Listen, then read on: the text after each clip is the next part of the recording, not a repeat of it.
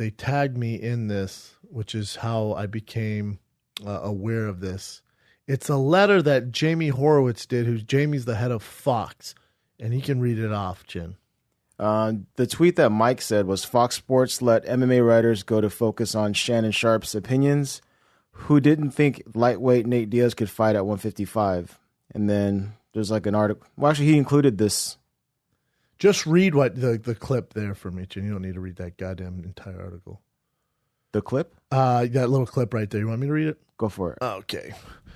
Let's see. We are also going to walk away from non-core digital original content. There are some projects we have worked on. Again, it's not a value judgment that these are not good. Just like The Dare, these things were enjoyable, but they don't belong at Fox. And The Fire and the Kid was actually doing the worst version of it. They were actually using our brand to build up their brand. And really what we want is to lean into the people that are already part of the Fox family. We're not trying to build outside brands. So we're going to walk away from this strategy. Instead, we're going to focus on using our A-list talent. This is one of the many good things that has made Shannon Sharp weigh in on the Conor McGregor fight. That's perfect.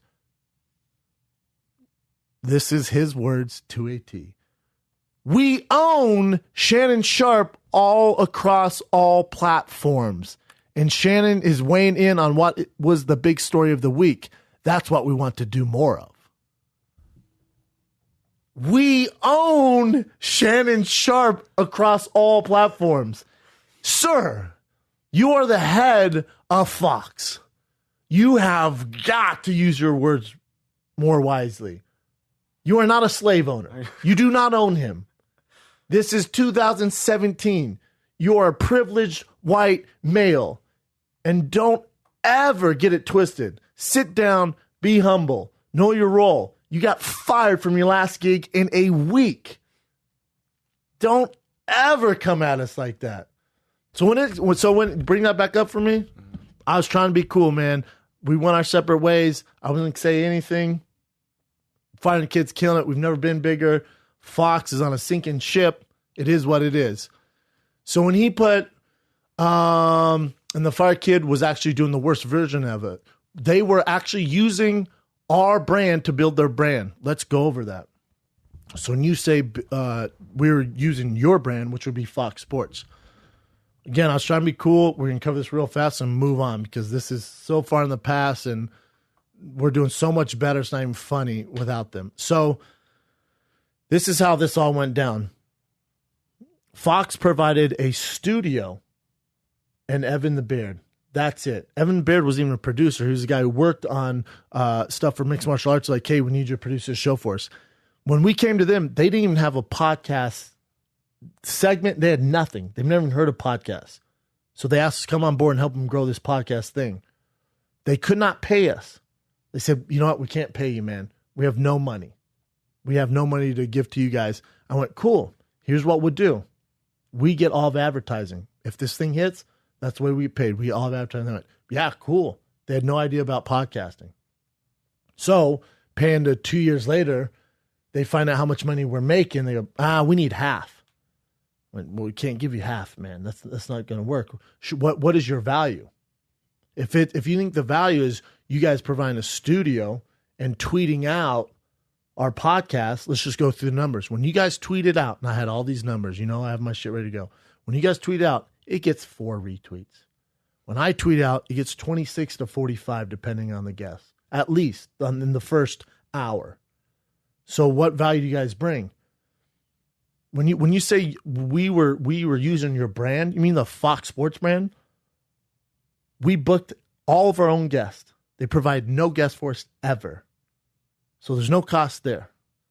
They would use our content to create articles that would be their highest rated articles of the week based off what I said or Brian said. Creating content from them, which they got paid on. We saw none of that. They would use the videos to create income and they would get paid from that. We saw none of that. We own none of that. When we did Find the Kid 3D, it was mine and Brian's idea. They didn't want to fund it. So I went, here's the thing. How about we still do it. You let me go directly to fans and you'll make all your money back and we don't want anything. So there's no fucking risk there for them. We knew it was going to work. It obviously worked. Me and Brian did this on the silliest budget you've ever seen. #1 comedy on iTunes. Beating out Amy Schumer, Tosh.0. #2 overall in the world. Beating out Games of Thrones. Beating out Entourage. All those shows you watch. Beat out all of them for most downloads. What are we talking about here, man? Name one person that goes, dude, I used to listen to Finding the Kid, but since you left Fox, man, that Fox logo on the bottom of your Instagram post, that shit was sick. And never. Again, I've been trying to be cool, man, but when you put our name in your mouth and you're going to get wrecked, and the reason you get wrecked and just like you got fired from your last gig in a week is because you're a dinosaur. You're not adapting to the times. They've tried to mimic what we've done at Finding the Kid. They've tried to recreate that, but they don't have the knowledge or the vision to do it. Every podcast you see that they have, you can add all of them up. They do not beat the Finding the Kid one episode. They do not beat the Big Brown Breakdown. All of their entire database does not beat ours. So when you say we built our brand off you, you're full of shit. When you came to me and said we want 50%, I laughed in his face. And when you said we want to do this show, but we want it just like ESPN show, and I said no, we're not doing that show. That's not creative. All you're doing is regurgitating what ESPN does. Get off their dick. Do your own thing. Otherwise, you can get shitty ratings. And as soon as I left his meeting, I looked at Brian and said, we got to move. He goes, why? This is a sinking ship. You have a privileged white guy who grew up rich, who has no creativity, who got fired from his last job, riding this fucking Fox boat directly into a glacier. That's exactly what they're doing right now. And they don't have any vision to think outside the box. We have got to go do our own thing. And our numbers fucking doubled. I was just going to be cool and leave and not say anything. But then he goes, hey, let's go our separate ways now. And I agree, man. You guys are doing this over here, which I think is old school way of thinking. You got to be more digital. You got to be more current. You can't just get old football players and white guys named Skip Bayless to drop knowledge on things they don't know about. You cannot do that. That will not work. And the ratings will prove that. And they are proving it. Those shows are terrible. You cannot do that. There's too much. You got to keep up with me. You got to keep up with Joe Rogan. You got to keep up with content. You got to be fresh. You got to be new. You guys are too old school. It's just, and I was trying to be cool, man. Then you do shit like this. He should have said they don't belong at Fox. The Fire Kid was actually doing the worst version of it. Let's just go over worst version of it. You guys came to me, could not pay me what Brian and I were worth. So I made your team, your employees that you hired, sign a contract saying I get 100% of advertisement. Any person with a fucking brain on that can gauge where podcasting is going go, whoa, you can't let them do that. You signed off on it, sir. I was not building my brand off yours. I was building just my brand. If anything, it gave you guys validation. And you've tried to mimic this over and over, and you've failed miserably. You've laid off so many people because you guys don't know what the fuck you're doing, which is exactly why we left, which is why your ratings are down, which is why you got fired from your last gig. Because you're a rich, privileged white guy who thinks he's creative, and all you do is mimic what ESPN does because you cannot keep up. We will see who finishes on top. We've already won this race. We've already run. Why you still mention this? How long ago was that? How fucking long ago was that? Now you're firing your whole MMA. What are you doing? And now you have Skip Bayless arguing for mixed martial arts. You have Shannon Sharp, who you own supposedly, who's an African American. Just think about this. You're a rich, privileged Caucasian running a huge corporation.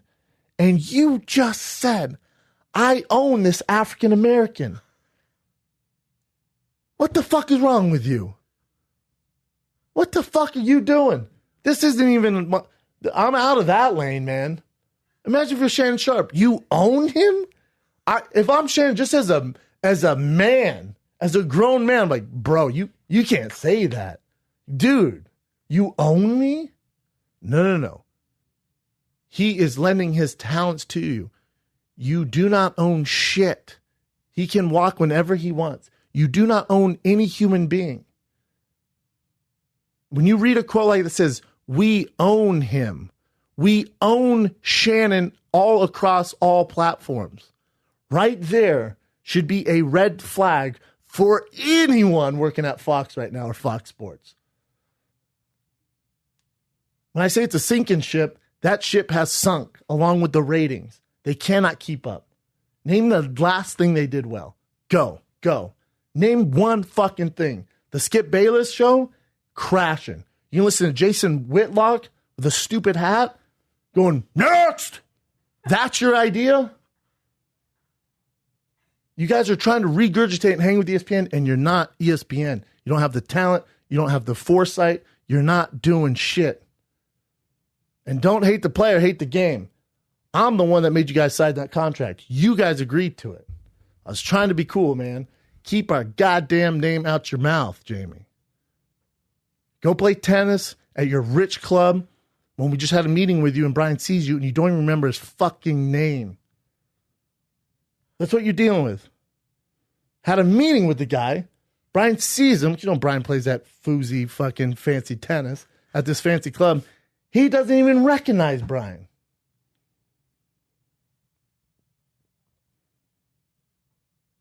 And then he tells me, listen, one thing about TV, I know the business.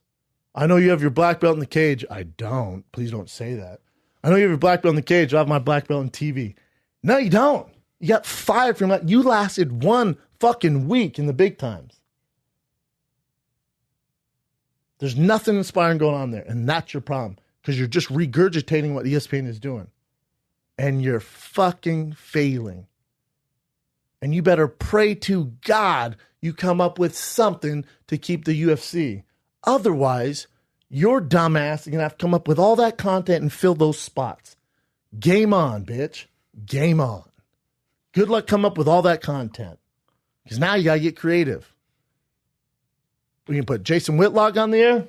You need me 7 hours of Colin Cowherd, who's the most brilliant man on that network. I love Colin Cowherd. You can put Skip Bayless and Shannon Sharp arguing mixed martial arts and boxing for 4 hours. Game on.